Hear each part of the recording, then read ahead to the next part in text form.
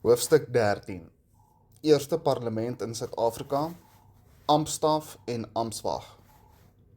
Wat het Adelerystraat en die Kaapse misdadigerskrisis van 1849 met die eerste parlement in Suid-Afrika te doen? In 1849 het die Britse regering besluit om die Kaap, wat 'n Britse kolonie was, ook 'n Britse strafkolonie te maak, soos Australië. Oor baie jare is Britse misdadigers per skip van Brittanje na Australië as strafkolonie geneem. Meer as 162.000 misdadigers teen daardie tyd. As jy Australiër wil terg, kan jy sê dat Australiërs baie spesiale persone is. Hulle is met die hand uitgekies deur die beste regters in Brittanje. In September 1849 kom die Britse skip, die Neptune, in Kaapstad aan met 290 Britse misdadigers aan boord. Hulle moes in Kaapstad afgelaai word.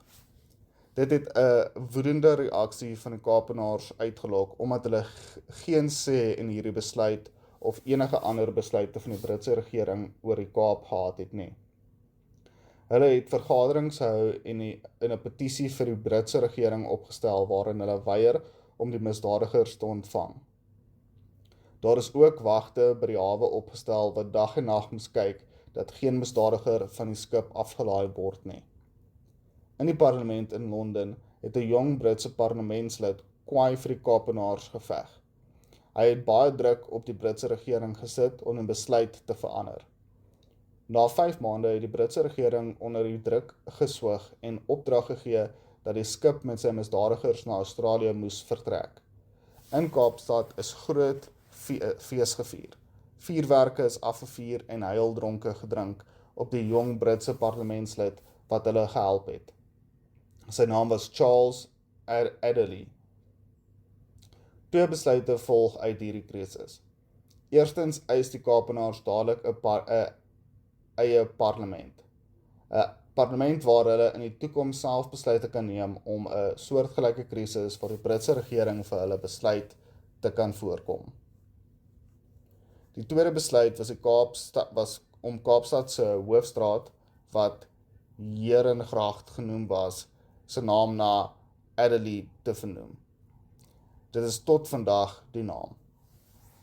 Het die Kaapkolonie toe 'n eie parlement gekry? Ja, kort daarna het hulle 'n eie Kaapse parlement gekry en later 'n eie parlementsgebou wat opgerig is in Kaapstad aan die bopunt van Adderleystraat.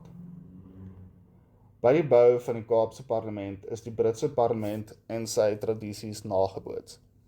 Die gebou is gebou met 2 kante wat 'n spieelbeeld van mekaar is. Aan die een kant is 'n raadsaal vir die Laerhuis of House of Commons. Alles is groen soos in die Britse parlement. Aan die ander kant is 'n raadsaal vir die Hoërhuis. Alles rooi soos die Britse House of Lords. Hierdie gedeeltes kan steeds besigtig word in die ou gedeelte van die huidige Suid-Afrikaanse parlement.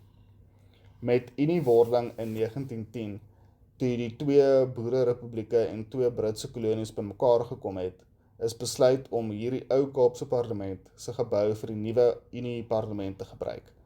Daar is net 'n groter raadsaal aangebou vir die Volksraad. Outomaties is die meeste van die Britse tradisies en gebruike ook net so oorgeneem. Een daarvan was die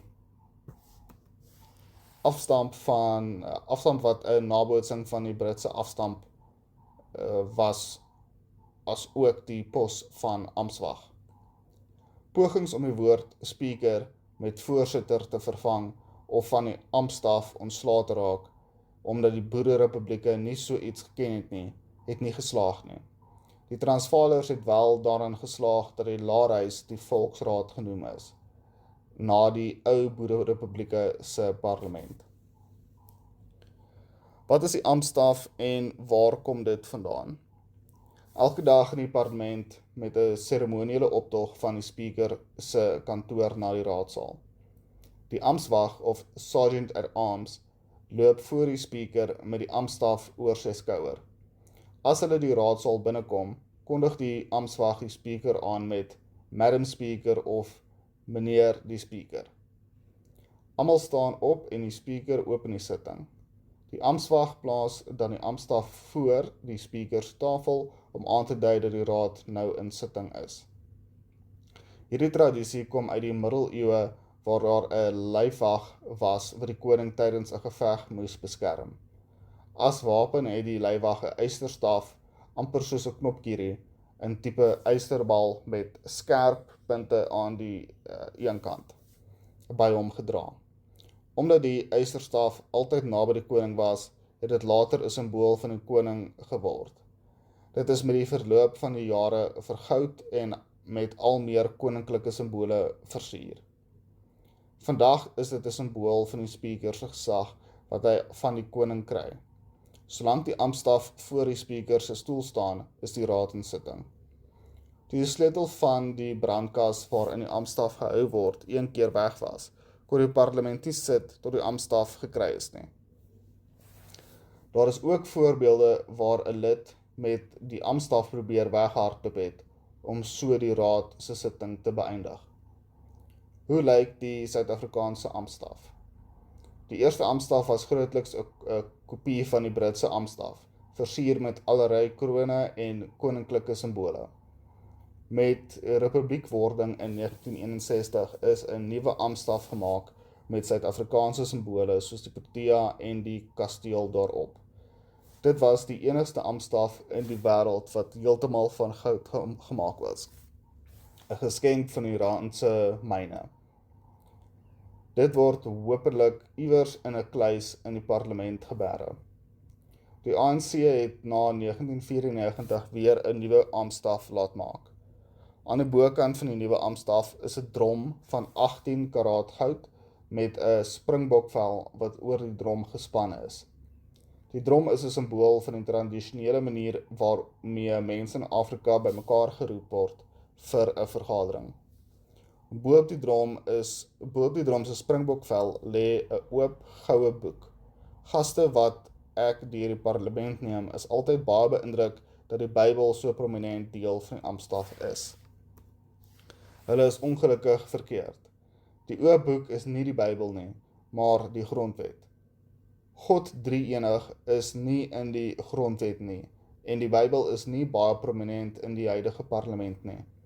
Die goue grondwetboek bo op die drom is oop met die eerste lyn van die grondwet se aanhef in 11 tale alfabeties daarop. Alfabeties is Afrikaans darm eerste. Rondom die skag van die amptstaf is allerlei versierings, onder andere 12 wit en swart diamante. Die amptstaf weeg so 10 kg en is in 2011 vir 2,1 miljoen gewaardeer. Is die dra van die amptstaf die enigste werk wat die amptswag doen? Nee, die amptswag se hooftaak is om die speaker te help om sy gesag af te dwing. Een voorbeeld. As 'n persoon voor 1994 in die parlement se galery aan die reëling vat, kom die amptswag of die bode aan diens op die galery en tik die persoon op sy skouer en wys hy mag glad nie aan die galery se reëling vat nie. Hierdie eienaardighede reël kom van 1923 af toe daar onrus op die myne was en afvaardiging werkers wat die minister as agitators beskryf het, die minister wou sien. Toe die minister weier om hulle te sien, het hulle die middag self in die parlement se galery aan die reëling vasgeketting, met slotte sonder sleutels. Toe die raad die middag begin, het hulle die minister en die raad vanuit die galery begin toespreek oor werkloosheid. Die speaker het aan die amptswag opdrag gegee om hulle te verwyder. Omdat hulle vasgeketting was dit nie moontlik nie. Die raad is toe verdaag tot hulle losgesaag is. Hierna is die reël gemaak dat niemand aan die galery se reëling mag raak nie. Die amptswag kon jou ook uitgooi as jy as besoeker nie die parlement se streng klerereëls gehoorsaam het nie. Vroue moes aanvanklik 'n hoed op hê as sy die parlement besoek en in die galery sit. Soos hoede uit kerke verdwyn het dit ook uit die parlement se galery verdwyn. Al wat daarvan oorgebly het, is by die opening van die parlement waar vroue spog met allerlei mooi hoede. Mans moes 'n das en 'n baadjie dra om op die galery toegelaat te word. By die parlement se ingang is 'n aantal ou dasse en baadjies gehou om besoekers te help. As jy sonder 'n das en baadjie by die parlement aankom, het die personeel jou 'n das en baadjie geleen. Ek het talle kere gekyk na mense wat eienaardig lyk in die galery. Die persoon het T-hemp sonder 'n kraag aan, maar met 'n das om die nek. Hy het ook 'n baadjie aan wat heeltemal te groot is vir hom, wat hy by die parlement geleen het.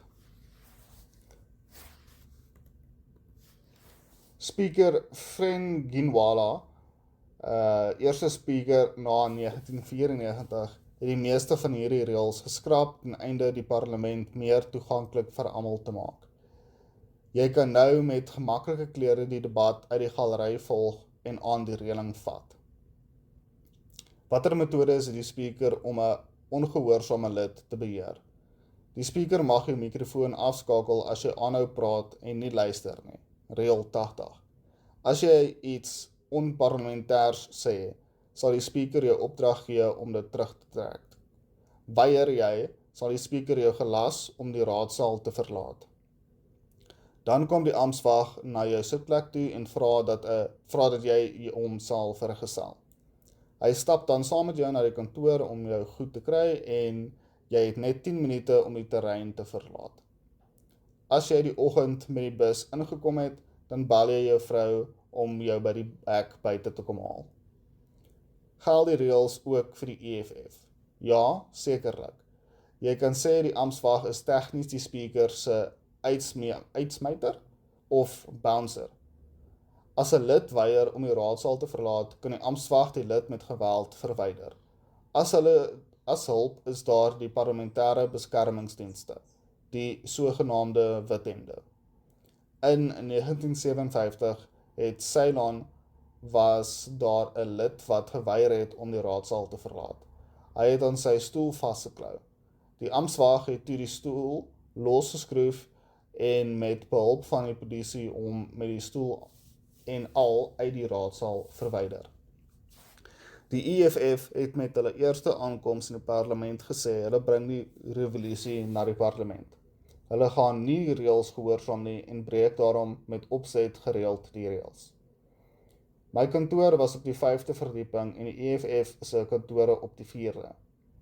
As die klokkies lui om te sê die sitting gaan begin, kry ons mekaar dikwels in die huisbak. Dan vra ek aan die EFF-lede, wie is julle spreker vanmiddag? Hulle sê hulle het niemand aangewys nie. Dan sê ek maar, dis 'n belangrike debat.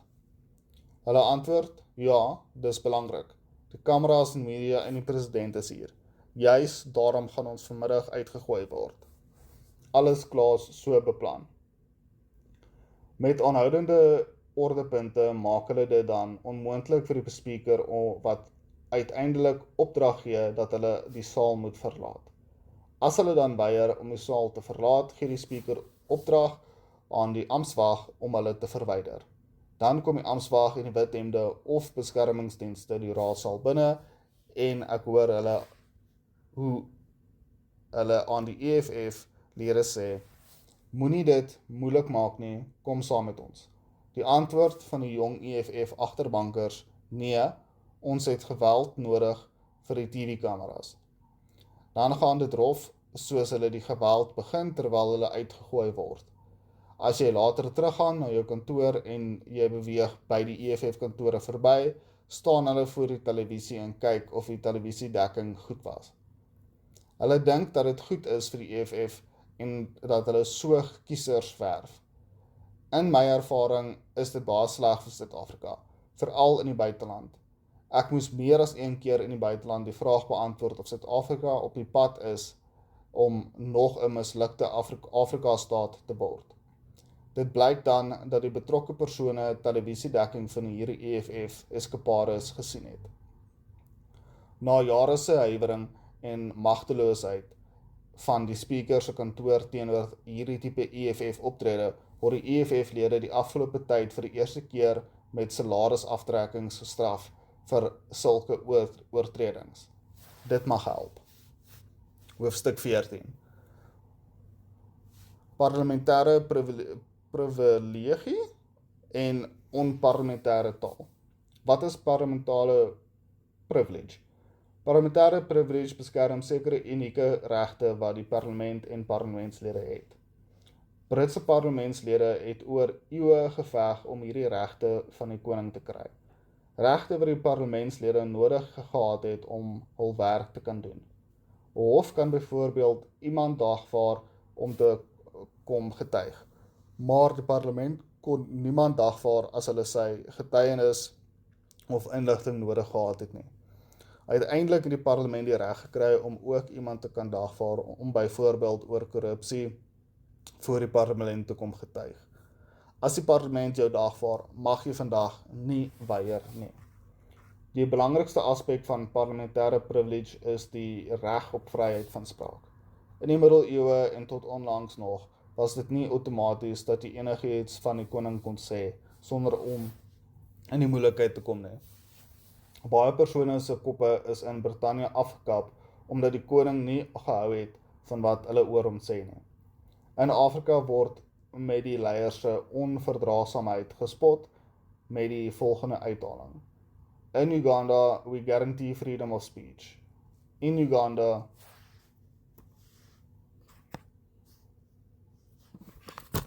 parlementêre privilegie en onparlementêre taal. Wat is parlementêre privilegie?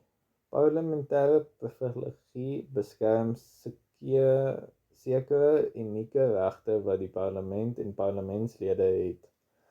Britse parlementslede het oor eeue geveg om hierdie regte van die koning te kry. Regte wat die parlementslede nodig gehad het om hul werk te kan doen. 'n Hof kan byvoorbeeld iemand dagvaar om te kom getuig, maar die parlement kon niemand dagvaar as hulle sy getuienis of inligting nodig gehad het nie. Uiteindelik het die parlement die reg gekry om ook iemand te kan dagvaar om byvoorbeeld oor korrupsie voor die parlement te kom getuig. As die parlement jou dagvaar, mag jy vandag nie weier nie. Die belangrikste aspek van parlementêre privilegie is die reg op vryheid van spraak. In die middeleeue en tot onlangs nog was dit nie outomaties dat jy enigiets van die koning kon sê sonder om in die moeilikheid te kom nie. Baie persone se koppe is in Brittanje afgekap omdat die koning nie gehou het van wat hulle oor hom sê nie.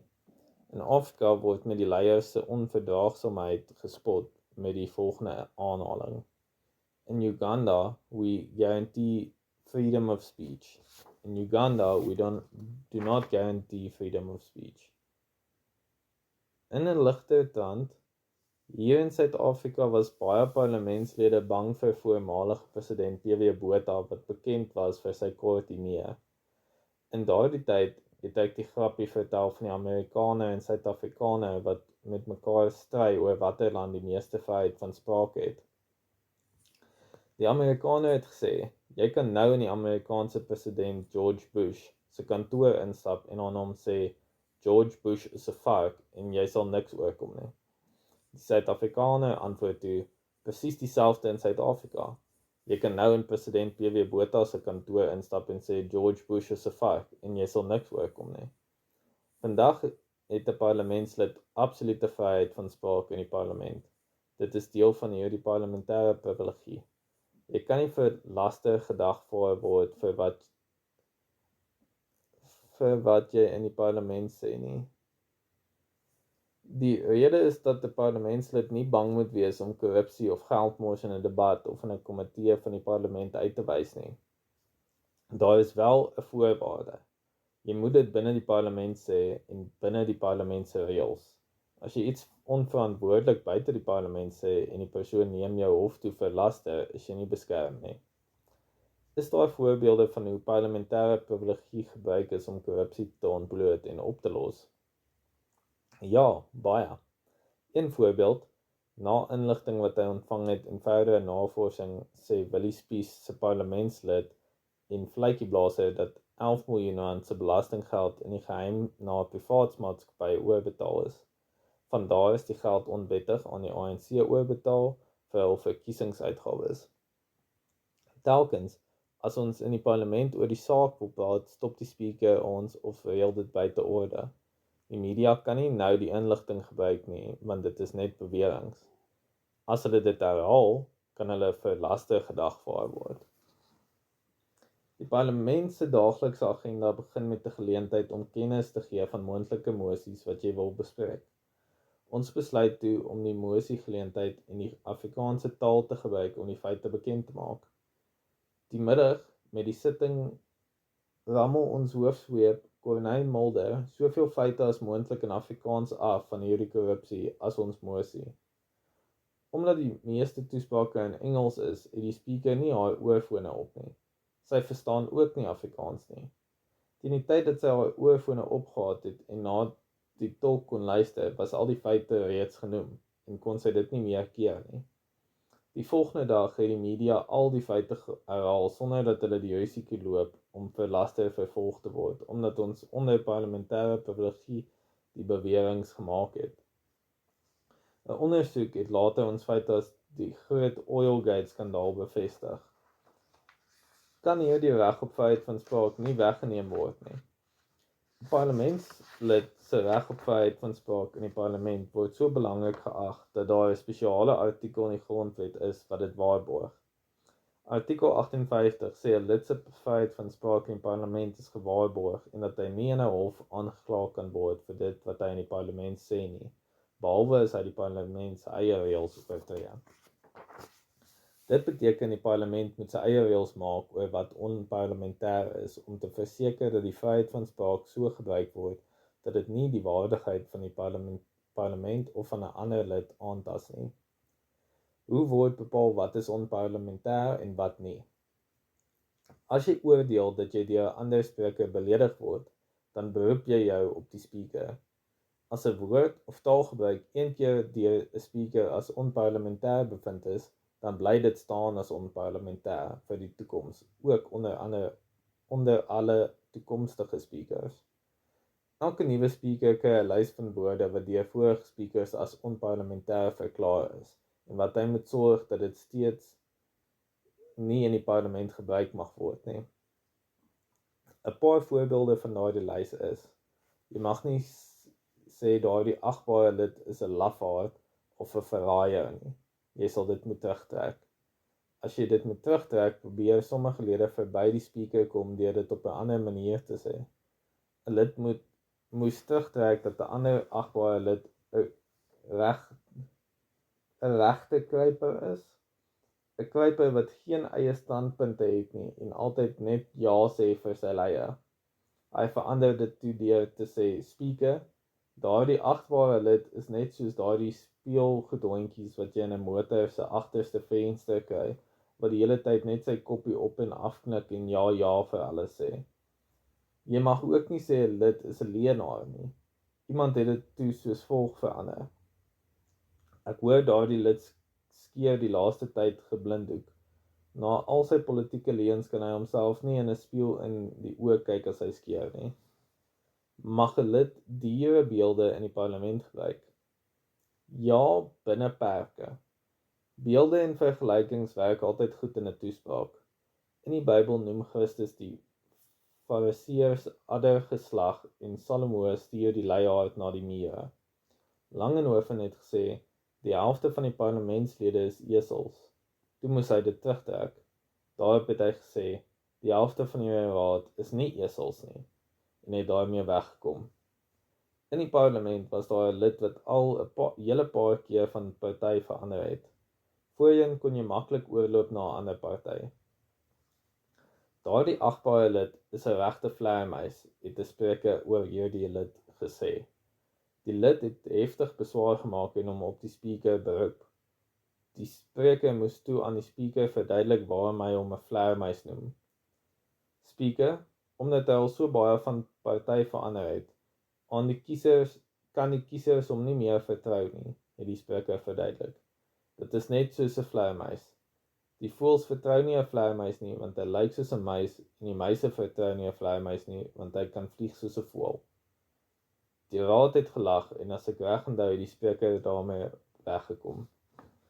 President P.W. Botha is in sommige media's die groot krokodil beskryf. Die spreker het toe 'n beslissing gemaak dat die oppositielede nie na die president as 'n krokodil mag verwys nie. Een oppositielid en sy bankmaat het toe saam 'n plan gemaak om te kyk of hulle by die speaker kan verbykom. Die een het sy toespraak begin deur te sê hy wil 'n storie vertel. Eendag was daar 'n groot krokodil. Nou sit almal regop, ook die speaker, om te hoor of hy na P.W. Botha gaan verwys. Hy verduidelik hoe hierdie krokodil ander krokodille boelie, en die krokodil het dit en dat gedoen. Alles goed wat P.W. gedoen het. Soos vooraf afgespreek, het sy bankmaat op hierdie tydstip opgestaan op 'n punt van orde. Meneer die speaker, verwys my bankmaat nie na die agbare president meneer P.W. Botha as 'n krokodil nie. Almal het presies geweet dat hy na P.W. Botha verwys, maar die speaker was in 'n moeilike situasie, want hy het hom nog nie gestop nie. Die speaker het toe beslis, nee, die lid het nie die president se naam genoem nie, so hy kan voortgaan met sy toespraak. Word dierebeelde na 1994 anders in die parlement gehanteer? Ja, die speaker is vandag baie strenger daaroor. 'n Lid moes sy woorde terugtrek nadat hy gesê het, daardie agbare lid is soos 'n slak, waar hy gaan, laat hy 'n slijmspoor agter. Ook, hy is 'n regte parasiet, soos 'n bosluis op 'n os se stert. As gevolg van kultuurverskille het diere verskillende emosionele en kulturele betekenisse vir verskillende mense. Dit kan 'n stamsimbool wees of mag belangrik wees in 'n tradisie waarvan jy nie weet nie. Ek het al gesê in die nuwe parlement is alle diere nie gelyk nie. Olifante is sterk en word met die Zulu koning verbind, so ook 'n leeu. Maar jy moet versigtig wees met ander diere. Helen Zille was in die moeilikheid omdat sy gesê het, ons gaan nie onverantwoordelik optree en die mense van KwaZulu-Natal vir die honde gooi nie. MK en EFF lede het woedend gereageer en gesê omdat hulle die oppositie in KwaZulu-Natal is, het Zille hulle honde genoem. Hulle het met die hof en die menseregte kommissie gedreig. To throw someone to the dogs is 'n erkende Engelse gesegde as jy iets of iemand in die steek laat. So dit is 'n tipiese kulturele misverstand. In 'n parlementêre komitee net na 1994 het ons verslag gekry van hoe Suid-Afrikaanse staatsamptenare met Amerikaanse amptenare onderhandel oor baie ingewikkelde internasionale handelsooreenkomste. Dit was vir my duidelik dat die ervare Amerikaanse amptenare ons jong amptenare ore aansit. Daarop het ek gesê, ons kan nie enige amptenare na hierdie onderhandelinge stuur nie. Ons moet ervare amptenare, ou Bobbejane stuur. Nou om in Afrikaans van iemand te sê, hy is 'n ou Bobbejaan, is 'n positiewe kompliment. Dit verduidelik hy het ervaring en is slim. Maar nie in die komitee nie. Die voorsitter wou ontsteld weet watter amptenare ek sê is Bobbejane. So onthou, as jy dalk 'n toespraak in die parlement moet bou, alle diere is nie gelyk in die parlement nie. Olifant en leeu is reg, slakke, bosluise en Bobbejane is uit.